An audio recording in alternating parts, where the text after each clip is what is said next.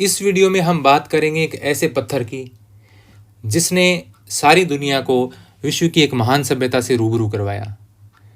इससे पहले सदियों तक विद्वानों ने प्रयास किए कि ये जो मिस्र की सभ्यता है, इजिप्ट सिविलाइजेशन ऑफ इजिप्ट है, इसमें इतने बड़े बड़े पिरामिड बने हुए हैं, इतनी बड़ी बड़ी मूर्तियाँ बनी हैं, इतनी महान ये सभ्यता है, लेकिन इनकी भाषा हम कैसे पढ़ें।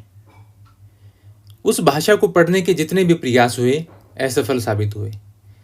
मिस्र की भाषा लिखने की जो उसमें लिपि है उसको कहते हैं हायरोग्लिफिक लिपि। हायरोग्लिफिक लिपि, ये लिपि पढ़ी नहीं जा सकी। हिंदी में इसको चित्राक्षर लिपि कहते हैं, क्योंकि जो अक्षर हैं वो चित्र जैसे दिखाई देते हैं। लेकिन 1798 में जब नेपोलियन बोनापार्ट ने इजिप्ट को जीतने के लिए अभियान चलाया, 1798 से 1801 तक, इस अभियान के दौरान जुलाई 1799 में नेपोलियन बोनापार्ट के सैनिकों को एक किले के निकट खोदाई के दौरान एक पत्थर मिला। उस पर कई अलग अलग प्रकार की भाषाएं लिखी हुई थी। उन्होंने इंचार्ज ऑफिसर को उस पत्थर के बारे में बताया। इंचार्ज ऑफिसर ने पत्थर की इंपॉर्टेंस को समझा। उसने देखा कि इस पर तो कुछ ऐसी भाषाएं लिखी हुई हैं जो हम नहीं जानते, तो उन्होंने उस पत्थर को सुरक्षित रख लिया। इस पत्थर का नाम रोसेटा स्टोन क्यों पड़ा?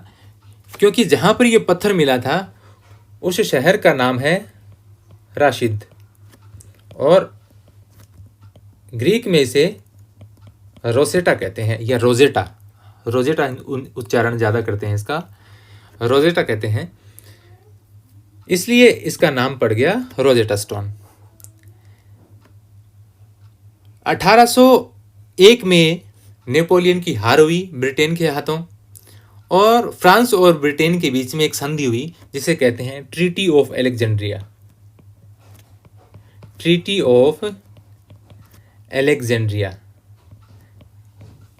अलेक्जेंड्रिया की संधि ये हुई 1801 में ब्रिटेन और फ्रांस के बीच में।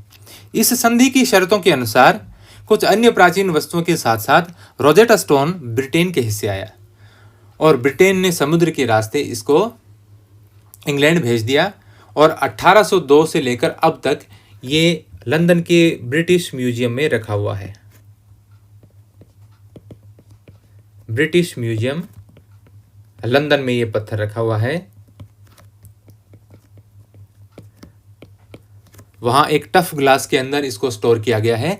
आप दूर से इसको देख सकते हैं, छू नहीं सकते इसके अंदर, क्योंकि ये शीशे के अंदर बंद किया हुआ है। इसकी एक सेम रेप्लिका कॉपी वहां पर रखी हुई है, उस पर आप उसको छूकर भी देख सकते हैं। इसी की लगभग बनाई हुई है। ये जो पत्थर है ये ग्रेनोडायोराइट स्टोन से रिलेटेड है। ग्रेनोडायोराइट स्टोन है ये, और ये काफ़ी बड़ा पत्थर था। इसका आधा हिस्सा मिलता है। आप ऊपर देखिए, यहाँ से आप देखिए ये टूटा हुआ है, नीचे से भी एक कोना इसका टूटा हुआ है। ये ऐसे ही हालत में मिला था। ये लगभग 44 इंच लंबा और 29.8 इंच चौड़ा व 11 इंच मोटाई का 760 किलोग्राम भार का पत्थर है। काफ़ी वजनी पत्थर है ये। इस पत्थर पर जो 3 प्रकार की लिपियां लिखी हैं, हायरोग्लिफिक, डेमोटिक और ग्रीक, 3 स्क्रिप्ट इस पर लिखी हुई हैं। भाषाएं 2 हैं। भाषा और लिपि मोस्टली तो आप जानते होंगे भाषा और लिपि में क्या अंतर है, लेकिन मैं आपको बता दूं कि जैसे हम हिंदी भाषा बोलते हैं, जैसे मैं अभी हिंदी भाषा बोल रहा हूं, लेकिन जो मैं लिख रहा हूं वो क्या है? देवनागरी लिपि। हिंदी हम किस लिपि में लिखते हैं? देवनागरी लिपि। जैसे एक मैं सेंटेंस लिखता हूं, मेरा नाम रवि है। हिंदी भाषा बोली मैंने, लिखा किसमें? देवनागरी लिपि में। अभी मैं इस सेंटेंस को ऐसे लिखता हूं, मेरा नाम रवि है। हिंदी भाषा बोली मैंने, लिखी किसमें? रोमन लिपि में। यानी भाषा वही है, लिपि मैंने चेंज कर दी। पहले देवनागरी में लिखा, अभी रोमन में लिख दिया। ये जो है 2 लिपियां, हायरोग्लिफिक और डेमोटिक, ये मिस्र की लिपियां हैं। भाषा बोली जाती थी लेकिन लिपियां अलग अलग लिखी जाती थी। हायरोग्लिफिक लिपि इस्तेमाल की जाती थी मोस्टली जो रिलीजियस डॉक्यूमेंट हैं या फिर और इम्पोर्टेंट उनके जो डॉक्यूमेंट थे उसमें लिपि प्रयुक्त की जाती थी हायरोग्लिफिक। डेमोटिक लिपि सामान्य लिपि थी जो आमतौर पर सभी वहां पर इस्तेमाल करते थे। तीसरी लिपि है ग्रीक।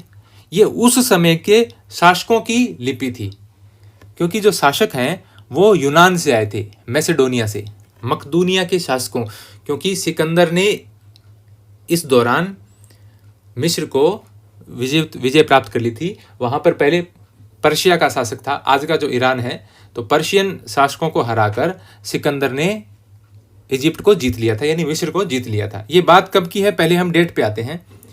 ये जो पत्थर पहली बार जिस पर खुदाई करके ये पत्थर जारी किया गया, वो पत्थर का समय है 194 BC। 194 ईस्वी पूर्व में ये पत्थर जारी किया गया। सॉरी, 196 है, मेरे ध्यान में नहीं रहा, 196 BC में। और इस समय यहाँ पर मैसेडोनिया के जो शासक थे वो राज कर रहे थे। फिर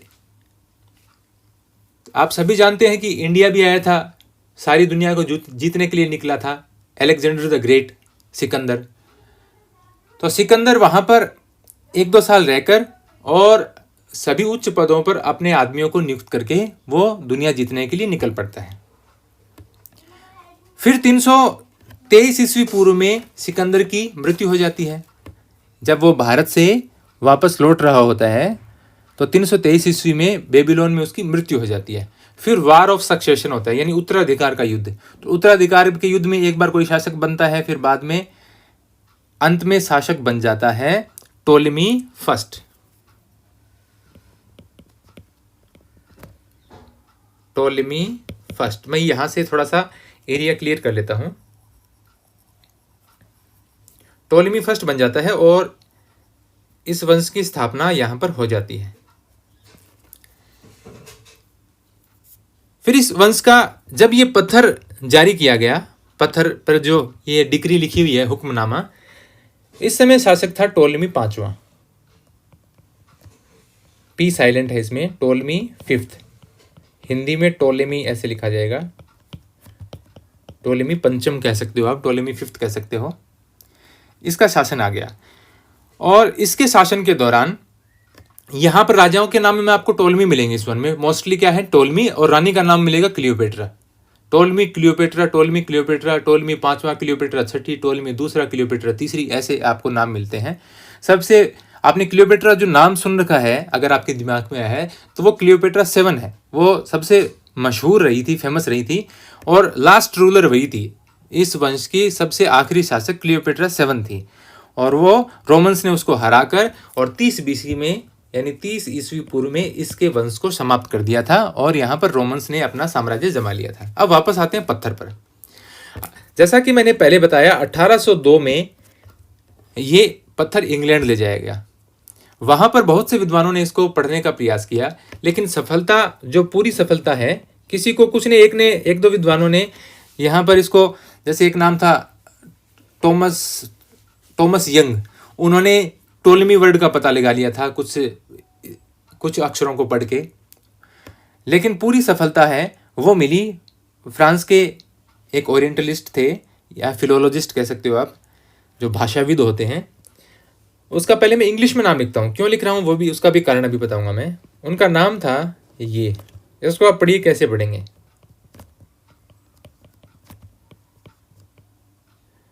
एस नहीं, सॉरी, सी आएगा। ये नाम था। वैसे इसका हम उच्चारण करने की कोशिश करें सामान्य हिंदी में, जीन फ्रेंकोइस, चैम्पोलियन, शैम्पोलियन, ऐसा कुछ करेंगे। लेकिन फ्रांस में अलग तरीके से शब्दों का उच्चारण होता है, तो इसका हिंदी में नाम भी आपको ऐसे लिखा हुआ मिलेगा, जा फ्रांसवा शैम्पोलियन, ऐसे इनका नाम में लिखा हुआ मिलता है। इन्होंने 1822 में मिस्र की इस लिपि को, चित्राक्षर लिपि को, हायरोग्लिफिक लिपि है, इसको चित्राक्षर लिपि भी कहते हैं, इसको पढ़ने में सफलता प्राप्त की। ये जो तीनों लिपियां हैं, इसमें ऊपर वाली लिपि जैसे मैंने यहाँ लिख रखा है हायरोग्लिफिक है, बीच वाली लिपि डेमोटिक है, और नीचे वाली लिपि ग्रीक है। हायरोग्लिफिक लिपि है वो मैंने आपको बताया रिलीजियस डॉक्यूमेंट या इंपॉर्टेंट डॉक्यूमेंट की थी। डेमोटिक लिपि है वो भी मिस्री भाषा की लिपि थी, लेकिन ये सामान्य लिपि थी जो सभी इस्तेमाल करते थे। और ग्रीक है वहाँ के शासकों की भाषा थी, इसलिए ये ग्रीक में लिखा हुआ है तीनों भाषाओं में। अब इस पत्थर पे 196 BC में ये पत्थर की खुदाई हुई है, इस पर अक्षरों की खुदाई की गई है। किसके काल में हुई? टोलेमी पांचवें के काल में। इस पर लिखा क्या है? रोजेटा स्टोन पर यह लिखा है कि राजा को मिस्र में, आप सभी जानते क्या कहते थे? फेरो, फेरो कहते थे। तो फेरो के बारे में पहले कुछ बातें बताई हैं कि फेरो ने क्या किया है। तो उन्होंने लिखा है कि फेरो के अच्छे कार्यों और उपलब्धियों, जैसे कि मंदिरों को दिया गया दान, विभिन्न प्रकार की टैक्स में दी गई छूट और मिस्र में पुनः शांति की स्थापना के लिए जो राजा है उसके शासनकाल के अच्छी उपलब्धियों के बदले में पुजारियों की एक परिषद ने ये जारी किया था। तो पुजारियों की परिषद कहती है कि हम राजा की शान में कई कार्य शुरू करवाएंगे, जैसे नए मंदिर बनवाएंगे, नई मूर्तियां बनवाएंगे, पहले से जो मंदिर हैं उनकी सजावट करेंगे या उनको जीर्णोद्धार करेंगे, वो कह सकते हैं आप। और राजा के बर्थडे और कोरोनेशन डे, यानी जिस दिन राजा का जन्म हुआ है उनका जन्मदिन, और जिस दिन राजा ने शासन संभाला था यानी उसके राज तिलक का दिन, उन दोनों दिनों को उत्सव के रूप में मनाया जाएगा। और अंत में लिखते हैं कि ये जो संदेश है इसको 3 भाषाओं में पत्थर पर उत्कीर्ण किया जाए, हायरोग्लिफिक 3 लिपियों में, हायरोग्लिफिक लिपि, डेमोटिक लिपि और ग्रीक लिपि में, और मिस्र के विभिन्न मंदिरों में इसको स्थापित किया जाए, ऐसा इस पर लिखा हुआ है। तो यहाँ पर 3 स्क्रिप्ट हैं, तीनों स्क्रिप्ट में ऑलमोस्ट सेम है, लेकिन थोड़ा सा माइनर डिफरेंस है, कुछ शब्द हैं उनमें अंतर है, यानी एकदम आप 100% सेम नहीं कह सकते, लेकिन है वो एक ही चीज़ के अनुवाद। शायद जिन्होंने इसको ट्रांसलेट किया है उन्होंने शायद थोड़ा सा इसको 1-2 उनसे गलतियां हो गई होंगी। तो ये 196 BC का है। मिस्र की लिपि लगभग 4-5 हज़ार वर्षों पुरानी जो मिस्र की सभ्यता है, 5-6 हज़ार वर्षों तक, तब से ये लिपि चली आ रही थी। और इस लिपि की बाद में जो पर्शिया के शासक आ गए, फिर बाद में ग्रीक शासक आ गए, फिर रोमन्स ने इजिप्ट को कैप्चर कर लिया, तो धीरे धीरे वो लिपि क्या है, लुप्त हो गई थी। तो इसलिए आगे आने वाली भाषाओं के साथ उनका कोई संपर्क था नहीं, तो इसलिए लिपि पढ़ी नहीं जा सकती थी। जैसे सिंधु घाटी सभ्यता की जो हड़प्पा सभ्यता है उसकी लिपि है, उस लिपि को भी अभी तक पढ़ा नहीं जा सका है। हो सकता है किसी दिन हमें कोई पत्थर मिले जिस पर यह सिंधु घाटी सभ्यता वाली भाषा लिखी हुई हो सकता है कोई और भाषा साथ में लिखी हुई हो, तो शायद हम उसको पढ़ पाए। और इसमें महत्वपूर्ण बातों में यदि मेरे को याद आ रहा है, जैसे इस लिपि का आखिरी अवशेष कौन सा मिलता है? आखिरी बार ये हायरोग्लिफिक लिपि कहाँ लिखी हुई मिलती है? ये लिखी हुई मिलती है 394 ईस्वी में। 394 ईस्वी में ये लिपि लिखी हुई मिलती है हमें। इजिप्ट में ही एक स्थान है फिले,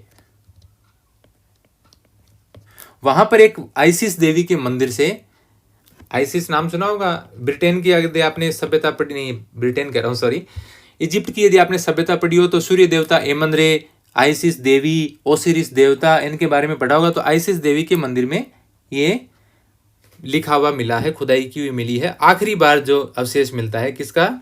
आखिरी यही है कि ये जो हायरोग्लिफिक लिपि है आखिरी बार इस ईस्वी में लिखी हुई मिलती है। और ये जो पत्थर है ये 196 BC का मिलता है हमें, टोलेमी 5वें के काल में पुजारियों की एक परिषद का जारी किया हुआ। तो ये थी सारी इस पत्थर की कहानी, किस प्रकार से ये पत्थर मिला, इस पर कौन कौन सी भाषाएं थी, किसने इसको पढ़ा, किसके काल में ये और कब ये जारी किया गया था, और पढ़ने के बाद में इस पर क्या लिखा हुआ मिला। इस सारी जानकारी को मैंने आपको आप तक पहुंचाने का प्रयास किया। उम्मीद करता हूं कि आपको ये वीडियो पसंद आया होगा। यदि पसंद आया है तो लाइक जरूर कीजिए और कमेंट करके बताइए कि आपका अनुभव कैसा रहा। यदि आप चैनल पर नए हैं तो चैनल को सब्सक्राइब जरूर कीजिए और नोटिफिकेशन के लिए बेल आइकन को प्रेस कीजिए।